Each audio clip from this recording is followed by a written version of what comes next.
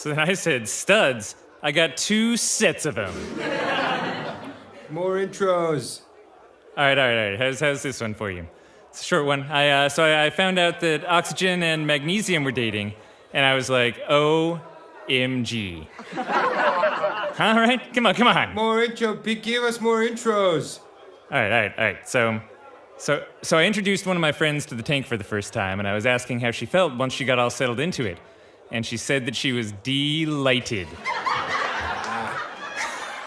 Yeah. Come on, more intros, man. Come on. Okay. I got one more that needs a little audience participation. I'll say knock knock, and then you say, who's there? All right. Okay, knock knock. Who's there? This is your front desk attendant. Your float ended about 25 minutes ago. You need to get up and get out of here. Get ready for the next floater coming in, right? Right here? That's not how knock knock jokes work. Right, Ooh, get more intros, man. Hey, you want to get up here and try it, you know? I'm just saying, we're here for the intros. All right, that's it. I'm done with small town clubs. I'm out of here. All right. Hello, everybody. Howdy do da.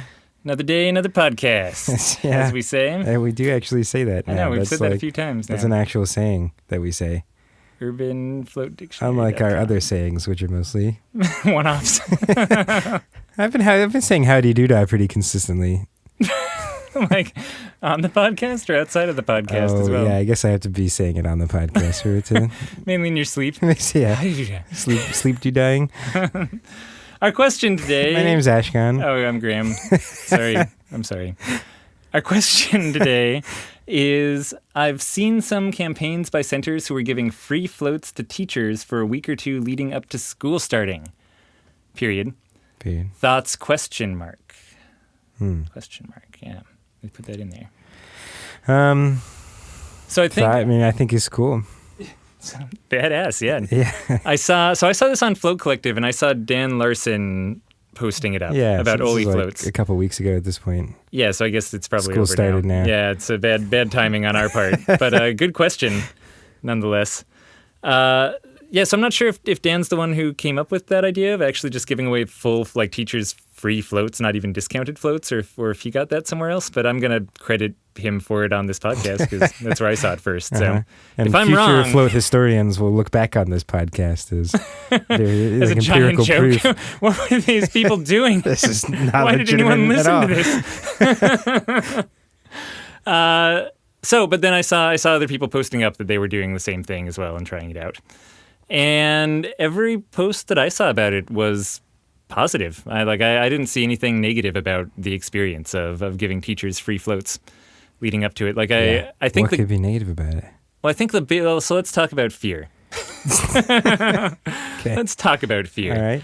Because I think that people are afraid that if they're just giving something away for free, that other people won't want to pay full price, or that too many free people will be coming in and they're taking spots from people who would be paying them full price, or the deluge of abusers. I thought the downsides would be like teachers would come in and start giving the float staff homework, or sending people to the principal's office.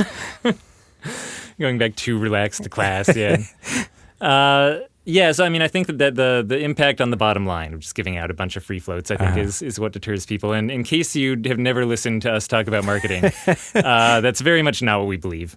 We're big proponents of giving out free floats. So it's kind of no surprise that this is something that we actually are fully in support of. Yeah, we usually go one extra step and kind of ask for some creative thing back from the people we're giving free floats to. Oftentimes, so we'll try to figure out something where the teachers kind of do this when they come in, or write give them some about homework afterwards. Yeah, give them a little homework. Have them send it in a couple days and grade it. Call their parents. But yeah, it's mostly just an excuse to be able to give them free floats. And a good example of that might be just having them write a little 300-word mini essay on how their float experience actually was. Giving them homework. Yeah, is a good example. Something. Yeah, and you can just say hey, would you mind writing something for us to throw on our website or put out on social media or something like that?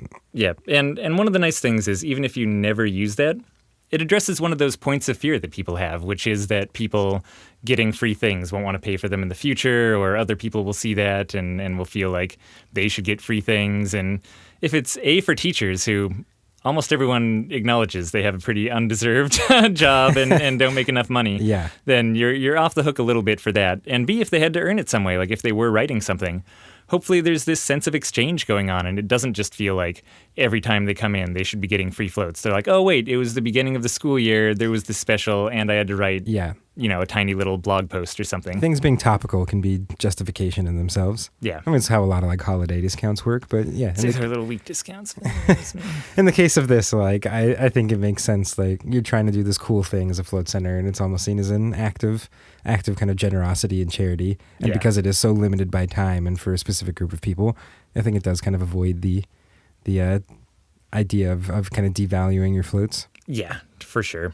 And for a lot of people, going back into fall is still a light time of year. Like the summer slump is really real, and even beyond just summer, it really does seem like June and September are two of the really light times of year for even summertime. Yeah, it's kind of like really like school ending and starting, and it's like mid-September is when things start to kind of pick back up for us. yeah. And like it's not really till October that things are like back into their solid swing. So as far as timing, I mean, it's a great one. I'd say like January would be the worst time of year to run something like this because you have all of your December floats that are just rolling in. But end of summer, capitalize. I mean, I would be shocked if the people running this free floats for teachers didn't have empty tanks they were also trying to fill. Right? That was probably the impetus, is they're looking at their schedule. It's a little light. They're looking for a group where they can do some good and use the float tanks and just get people in there, and teachers came up. And in that sense, I think it's brilliant, like using your float tanks at the beginning of the school year to show appreciation for teachers and get this group coming in who influences the youth of our country. I mean, talk about powerful use of the float tanks for brainwashing, you know what I mean?